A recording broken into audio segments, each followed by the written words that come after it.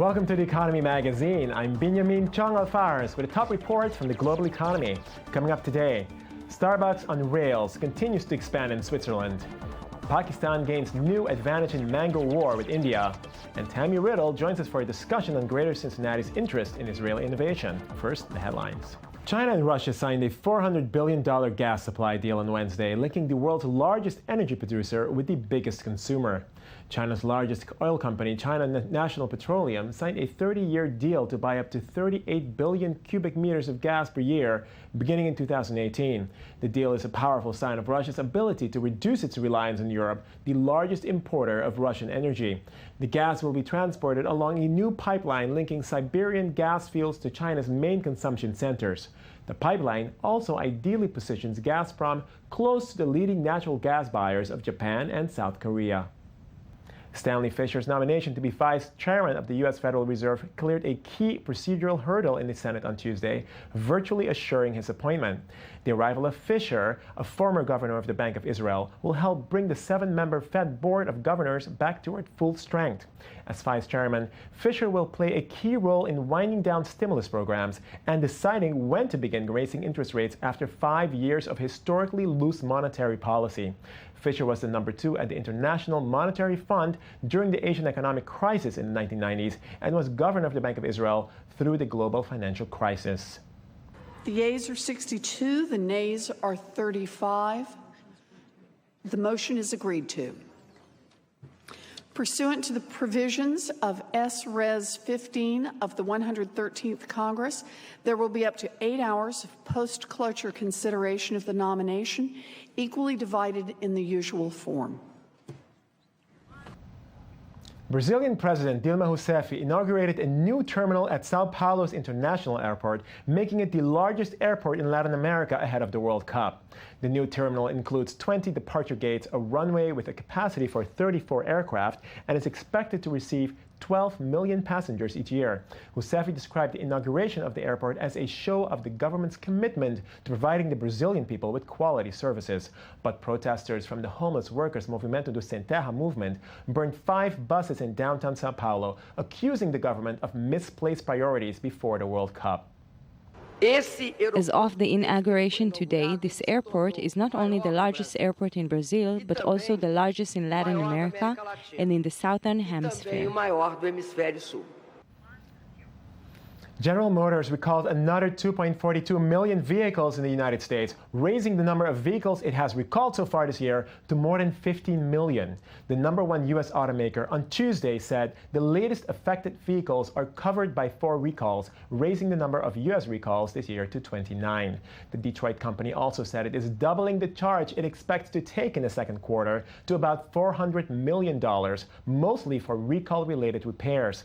Last week, GM announced 5 recalls covering almost 3 million vehicles globally. Venezuelan President Nicolas Maduro slammed the United States government for threatening sanctions and meddling in domestic affairs. U.S. government officials in a recent Senate hearing debated the imposition of sanctions on Venezuela in light of the country's worst anti-government violence in a decade.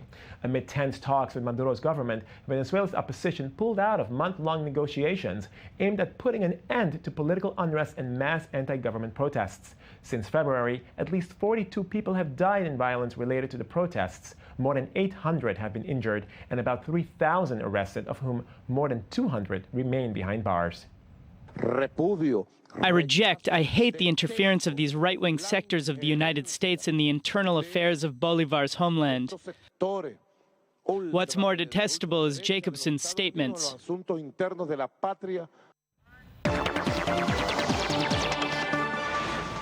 Starbucks recently initiated an innovative moving store concept as part of a partnership with Swiss Federal Railways. As part of the market trial, 4 trains now offer a 2-level coffee house across Switzerland. Daniel Roth has the story. Coffee and pastries make this look like any other Starbucks, but this one is peculiar indeed. It was designed in a train as part of a pilot project conducted simultaneously by American and Swiss railways. Exciting day for Starbucks in Europe, in Switzerland, and across the world. We are going to be doing something for the very first time anywhere in the world. opening a store on a train. It's a first in the world, and their hope is to attract more travelers, but also to diversify the train riding experience. But this partnership is also a nod to the long-standing relationship between Switzerland and Starbucks. Switzerland was our very first European country to open in Europe. We opened our very first store in Central over here over 12, 13 years ago now. It's where we buy all of our coffee for all of our businesses all around the world. So it is a great place to launch our first, an appropriate place to launch our first store on a train. Rail travelers can test the new coffee location from the 21st of November. In all, the pilot is expected to last 9 months. Then, an evaluation will be conducted to test whether this should continue or not.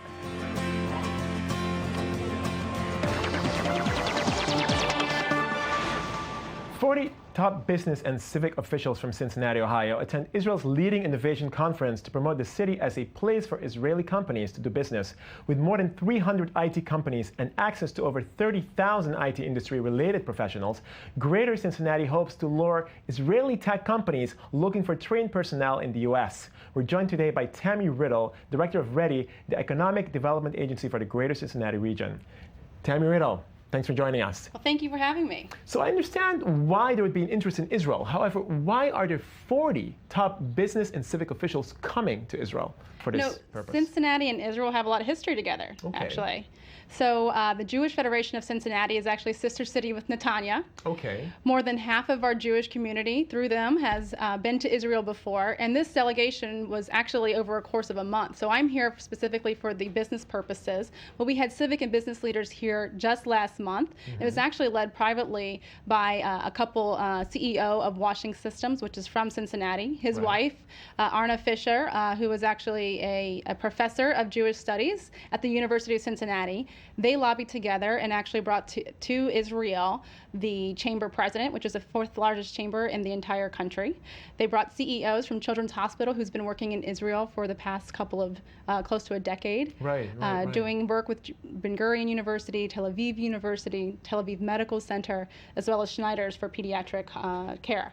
An exchange program with doctors and pediatricians. And Cincinnati Children's is top in the entire U.S. Right. So this delegation really sort of grew out of ongoing partnership, if you want, on various levels. Absolutely. Okay, fantastic, interesting. So, but what is it, that puts Cincinnati apart from other cities in the U.S.? I understand that there's this closeness, if you want, but why should Israelis want to go to Cincinnati? Well, we've already seen a lot of success coming, Israeli companies having success by working with these Cincinnati companies that are already doing business. And we're looking to strengthen that by leveraging the assets of Cincinnati, matching those to the advances that Israel is creating. When we look at Cincinnati as a business place, we are home to 10 Fortune 500 companies, strongholds within consumer and commerce, financial institutions, banking institutions, chemicals, manufacturing, all industries that Israel is creating innovations in.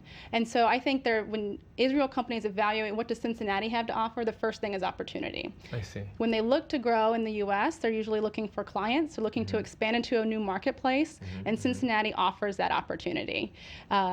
These businesses understand Israeli technology. They're looking for these innovations to continue to be number one in their industry. We have the number one CPG company in the world headquartered in Cincinnati, Procter & Gamble. Gotcha. We have the number one department store, So Cincinnati Macy's. can hold its own, so to speak, compared to other big cities out there in the United States. That's basically what you're getting to, right? Absolutely, but I think the value to the Israeli company is they're going to be able to come to a community like Cincinnati, get access to global companies, and they're going to be able to work with organizations like mine and get access to these CEOs who are ready to adopt them into their community. A very supportive environment, low cost of doing business, and they're going to be able to have an organization like ours to hold their hand through that process so they don't need to do it on their own. Okay. We're welcoming and we're ready and open for business. Well, Tammy Riddle, Director of READY, thank you very much for joining us and enjoy your stay in Israel. Thank you so much. Thank you. Pakistan is the 4th largest mango producer in the world, but has long been overshadowed by its more economically powerful rival, India. The EU's recent decision to ban Indian mango imports gives Pakistan the opportunity to gain the advantage in South Asia's mango wars. More in this report. Soon they'll be ripe and ready to eat. But as harvest approaches, Pakistani mango farmers have a fight on their hands. They're up against the Drosophila fruit fly. a tiny insect that's been decimating orchards here and in neighbouring India, a scourge that has caused the EU to slap a ban on Indian mango imports. In Pakistan, meanwhile, farmers are doing what they can to get rid of the flies, including using homemade traps. These holes are just to come in. They never goes out. They just keep circling around that swap of the cotton for the search of mating. But they never find it, they never mate, and they never come out. In this way, the females never get the mating from male, and they never succeed in making eggs and laying the eggs on the mango.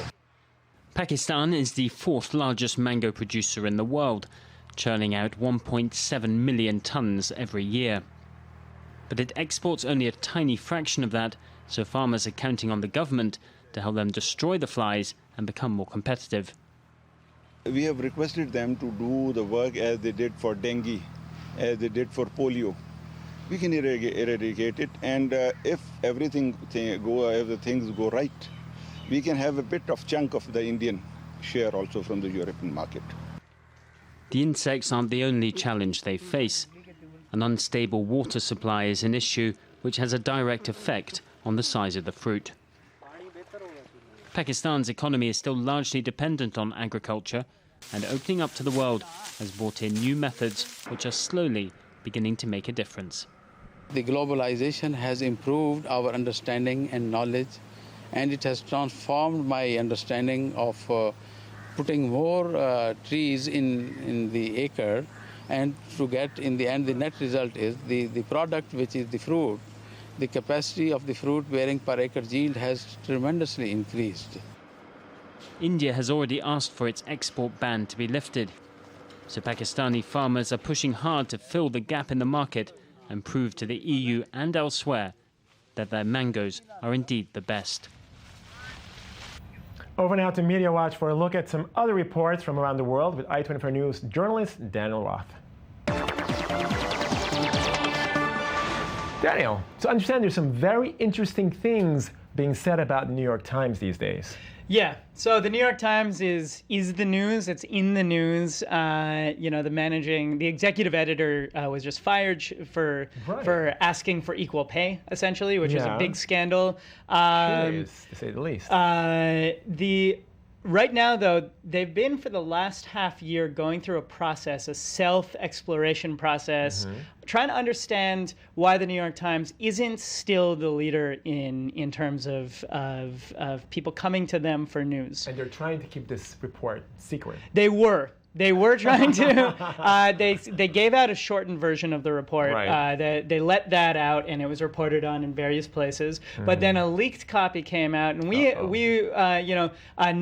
Neiman Journalism Lab, which is a project at Harvard, did this really great review of what this leaked report was kind of telling us. And essentially what it was telling us is the New York Times has a lot of problems. They're doing better than, say, the Wall Street Journal at adapting to the 21st century. Right. But compared to HuffPost, BuzzFeed, kind of the online staples, the New York Times really isn't cutting it. They're still kind of like a big dinosaur. They haven't really quite evolved, so to speak. And one of the things that leaked here, one of the things that really came out was that they don't know exactly what they're doing.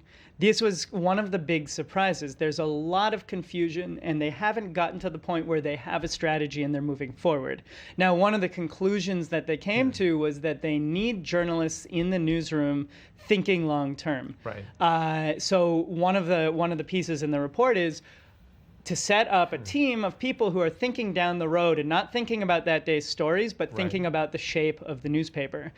So that was one of the major conclusions. And the second one was that they need to engage audience. There's a lot of reasons for this. The newspapers in the 20th century, in the 19th century, these were one-way media. Yeah, would you say that maybe they're too conservative, they're too traditional in their outlook because they have been around for that long, and it's hard for them to really evolve and be something entirely different? It is incredibly hard. To their credit, they're kind of getting past it. They're working to get past it anyways. Right. That's what's signified here. That's the biggest signifier here. But they're learning things like people don't go to home pages. Right, That's different yeah. from traditional newspapers. They're learning things like they need to be dealing more with making their archives available. Something that Gawker's learned about the New York Times, Yeah. but New York Times hasn't learned about the New York Times. It's really a case of them kind of learning that they have so many resources, but they just don't know how to use them. And they need to use them to engage audiences. Sounds like a common problem. Well, Daniel, thanks very much for giving us some more insight into the New York Times. That takes us to the end of this edition. Thank you very much for watching us. Continue to watch us. Continue to send us your feedback, even if it's about Daniel Roth. And join us again tomorrow.